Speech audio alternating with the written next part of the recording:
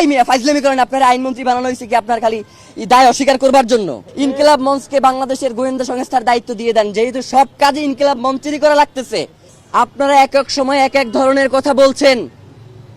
এই বলছেন খুনি ভারতে পালিয়ে গেছে, আবার এই বলছেন যে খুনি দেশে আছে। বাংলাদেশের গোয়েন্দা সংস্থার আসলে কাজ কি? ট্যাক্সের টাকায় বাংলাদেশের সবথেকে গুরুত্বপূর্ণ জায়গাগুলোকে দখল করে আরামায়েশ করার জন্যই কি আপনাদেরকে জনগণ এখানে বসিয়ে রেখেছে?